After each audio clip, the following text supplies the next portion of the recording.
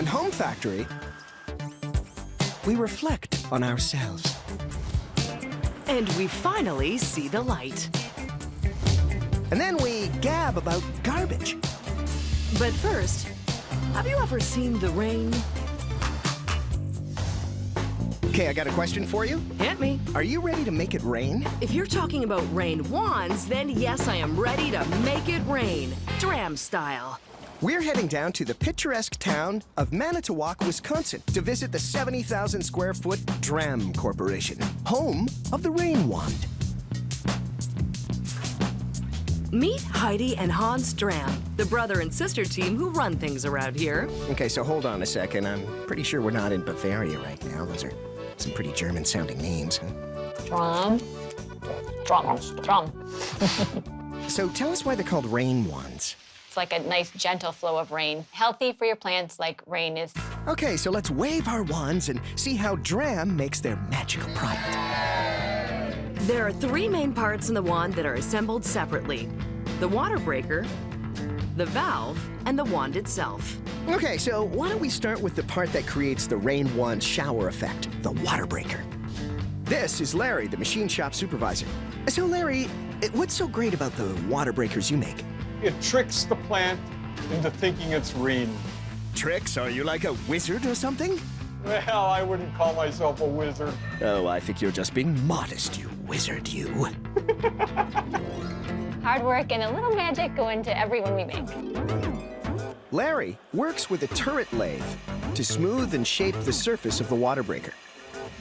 A series of 3 cuts are made. The first one determines the length, and the next 2 shape it. Then an aluminum disc with 400 tiny holes is added. With the disc in place, a finishing cut is made to seal it. And this beauty here is Larry's finished product. It's a durable water breaker. It just lasts and lasts and lasts and lasts. Let's move on to the brass shutoff valve. Dram uses over 18,000 kilograms of brass in a year. This is Mary. I work in the handle shop department, assembling brass ball valves. These regulate water pressure as you turn the switch. Basically, when you close the valve, the ball stops the water flow. Open it, and the water begins to flow again. This is our body, and when you're all finished, you put in all these components here. You end up with the complete brass body, which you put on the end of your rain wand. When Mary's finished putting the valves together, they go to her son Logan for testing. It's a bit of a family affair. A son checking his mother's work. My, have the tables turned. One important question, who packs the lunches? We all pack our own. Logan uses this machine to replicate a finger turning the valve off and on.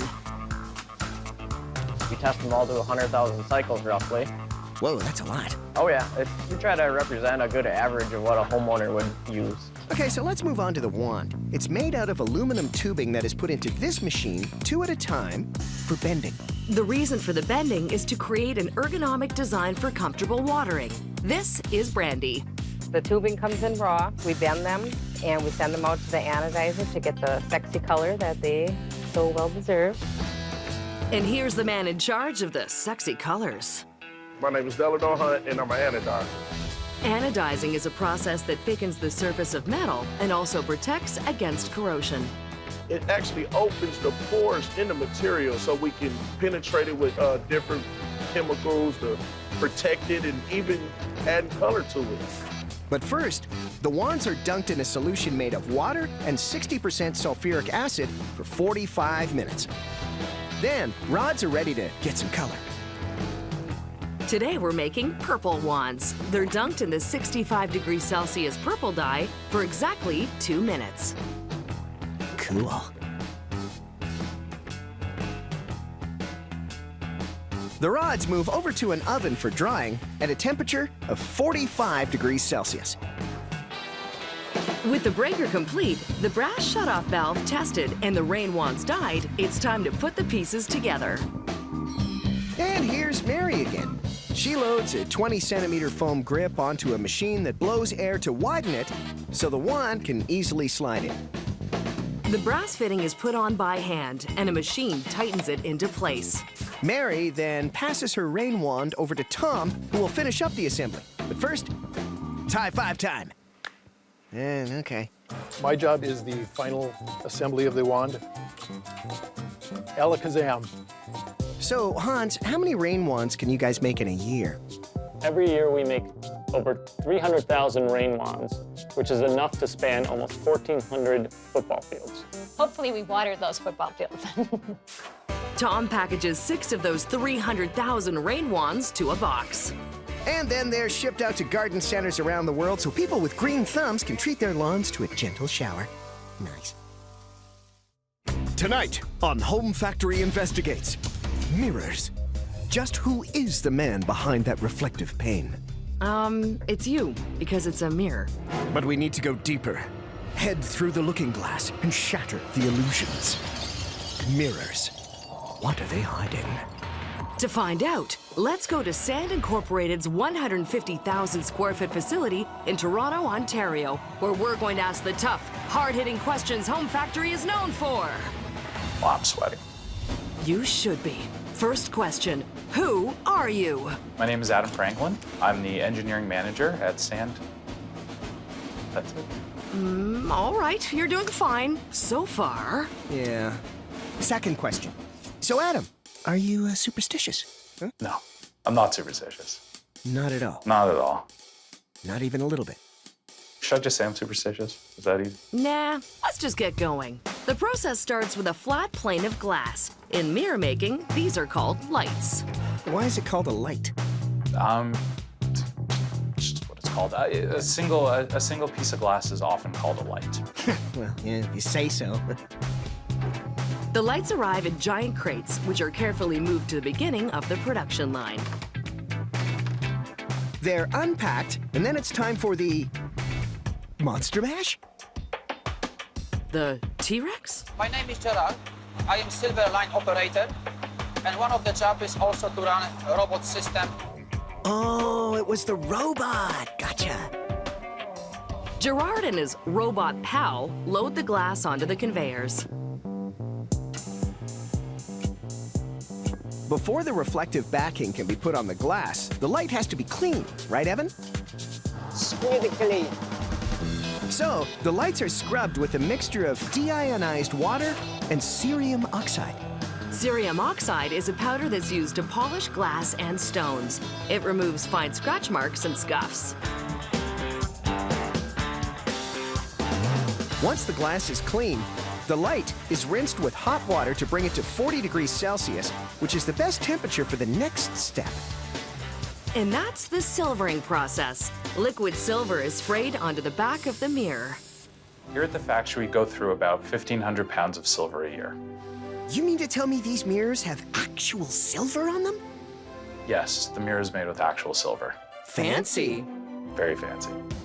This is Tony, and he's going to explain why mirror makers use real silver with science. Yay! Glass on its own reflects about 4% of the light that falls on it. When you put silver, a layer of silver on there, the silver now reflects 80 to 90% of the light. But just like your silverware at home gets dull and needs polishing, the silver on the back of a mirror will corrode if it's left exposed to air. So, to protect it, a layer of copper is sprayed on. Copper was one of the first metals used by humans over 8,000 years ago. But doesn't it turn green after a little while? Well, yeah, and that's why there's yet another layer. Cecil here runs the machine that rains a thin layer of gray paint over the copper to protect the metals so they don't corrode or scratch. Take a look at your beautiful face. And other people can see their face as well. Well, that's all I want from a mirror, just to see my face. We're not here to break it. What? Nice one, Cecil. After painting, the mirror goes through an oven for 6 minutes at 150 degrees, which then dries the paint, sealing in the silver and copper. You see, I knew mirrors were hiding something. Each mirror is cooled under these giant fans, labeled, and carefully placed onto large crates. Then they can be sent to homes everywhere, where even the not incredibly vain can use them for, well, whatever they'd like. Mirror selfies, yeah, absolutely. I said not incredibly vain. Bedroom ceilings as well. Especially bedroom ceilings. Home Factory Investigates would like to state for the record that we generally stay out of people's personal lives. This is true, but we do like to see our own faces smiling back at us. Do you think I need a haircut? Yes, the answer is always yes. Now it's time to examine what could possibly be the greatest invention of the last 150 years. What, turtlenecks? Yeah, turtlenecks are pretty great, but I'm talking about the light bulb. Let there be light! We're heading down to the 70,000 square foot Aerotech light bulb factory in Mullen, South Carolina, where they can produce over 1.2 million a year. And this well-lit man is Ray Schlosser, the president of Aerotech Light Bulbs. And Ray started his light bulb business the good old-fashioned American way, by borrowing money from a parent. My dad was retired at the time, and he lent us money to get us off the ground and to start. He must have been proud when it all worked out. I think he was probably more happy getting the money back than he was proud. Okay, well, let's flick the switch and see how Aerotech's light bulb is made. 15 thin and long tubes of glass are placed on spinning plates and are heated with a 1,000 degrees Celsius flame. Once the glass is malleable, the bottom end of the tube is stretched into a flare shape by this small die. A flare shape is used because it needs to be wide enough to hold the electrical components of the light bulb. The flare moves down the line where it's cut down to 1 inch by this electrode.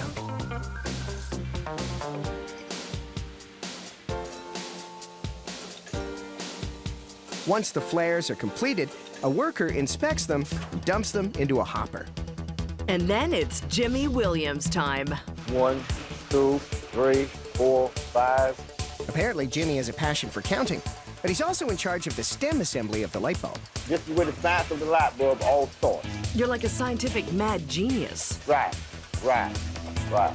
The carrier machine feeds 2 copper lead wires into the flare, followed by a glass tube. Copper is used because it can withstand a lot of heat and conducts electricity really well. A trip through more flames softens the glass.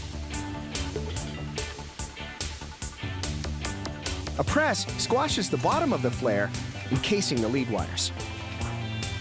Hey, Ray, can you give us a quick explanation about lead wires for those of us who don't have a degree in electrical engineering? The electricity or the juice will go up one lead wire, cross over the filament to the other lead wire, and go down. And then it's off to these ladies.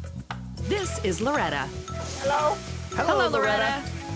Filament goes around. That's the main purpose of the light bulb. The filament is the metal wire that makes the light bulb glow when heated to 2,200 degrees. This light bulb has a filament made out of metal called tungsten. Tungsten is used because of its abnormally high melting temperature of 3,400 degrees Celsius. It's Loretta's job to attach the tungsten filament to the stem assembly machine.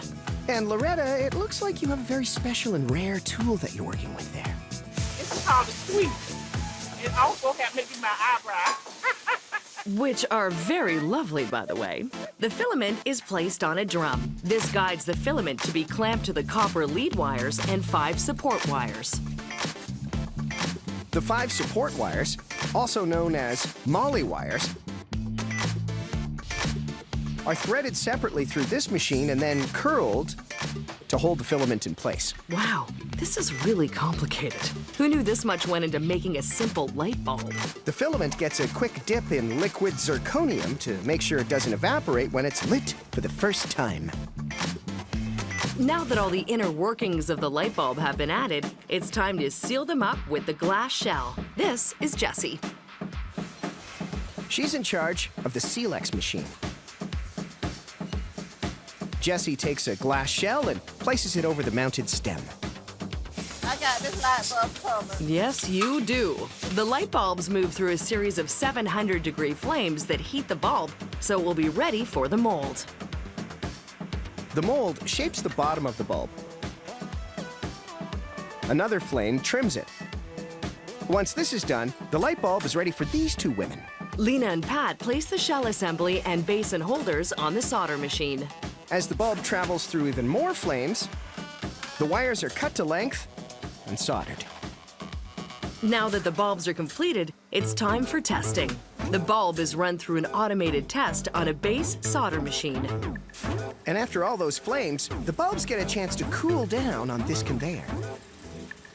Each bulb is checked and inspected. And this is Amy. She goes over each and every light bulb before they're packaged. I catch myself examining my bulbs at home. Wow, she really loves her job. Let there be light. Hey, that was my line. So, Ray, you're the expert on the subject. How many people does it take to screw in a light bulb? As far as I know, one, and they probably won't have to do it again for a long, long time. Now that's how you plug your own product. The bulbs are then packed by hand and shipped out to homes across the country, where they're screwed in and turned on and turned off and unscrewed and turned on and turned off and turned on. Just turn it off, please. Okay. All right, so you know, when it comes to storing my garbage, there's only one option. An old-school galvanized steel trash can. It's weatherproof, rodent-proof, and 100% recyclable. And that's why we're headed to Barron's 100,000 square foot facility in Winona, Minnesota, to find out just how they're made. And this is Steve Tusick, Lord of all he surveys and CEO of Barron's. We know you're trash. What? I'm trash? Huh? That doesn't sound right, but I can do that again. Yeah, give it a try. Trust us with your trash. Okay, that's fine. Barron's trash cans begin as giant 2,250 kilogram rolls of galvanized steel. Galvanized steel is steel coated with a layer of zinc to protect it from rusting, which is ideal for the outdoor use these garbage cans are put to. Barron's goes through over 7 million kilograms of steel every year. The rolls are loaded into a huge press, which cuts them into rectangles and shapes the sides. This is Alex, and he runs the press. He's going to give us the real simple explanation of what the press does. It's basically like a big cookie cutter. The giant steel cookies are collected and taken over to this slightly dizzy gentleman named Blake. What do you do here, Blake? I run the corrugator. What's that mean? As you can see, the sheets are flat and there's no markings on them. Now run them through the corrugator, and it puts the ruffles in it, you know. But the ruffles aren't just for looks. It helps make the can a much stronger product. Corrugated steel is more resistant to dents than smooth steel is. The corrugated sheets are then taken to Leroy and Shannon, who are such troublemakers they're chained to their workstations. No. So why are you guys chained up? You really don't want to get your hands caught up in there. Oh, so there's safety chains. Are you allowed to take them off? That's a no-no. The folding press uses 75 tons of pressure to crimp the metal edges of two rectangles and then press them together, forming a cylinder. Wow, those two run like clockwork. Yeah. The metal cylinders are sent down a conveyor where Matt adds a wire hoop to help keep the round shape. This machine rolls the metal around the wire to hold it in. That's how I roll. Matt then puts the can into a machine called a swedger. The swedger adds some horizontal crimping to the top and bottom for additional strength. The swedger spits the cans out onto a conveyor. And that's where we're going to leave them while we go back to check how the bottoms are made. Bye, cans! The very same galvanized steel is used to make the bottoms. The sheet is fed into this giant press, which uses 150 tons of pressure to cut out the shape of the bottom and form it all in one go. The bottoms are sent down this conveyor and stacked, just ready and waiting to be matched with their one true can. Oh, that's almost romantic. You know what we need? Oh, I know.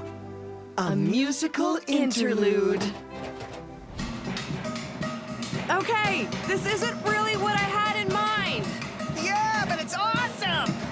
Can we get back to the factory, please? All right. Thanks, guys. You can wrap it up. Guys? Never mind. Let's just go. Okay. The bottoms and cans are matched up and fed into this machine, which rolls the ends together to secure them and takes care of any sharp edges. Then the cans are labeled, and 2 handles are stamped on. Finished cans are then stacked, tied, and palletized.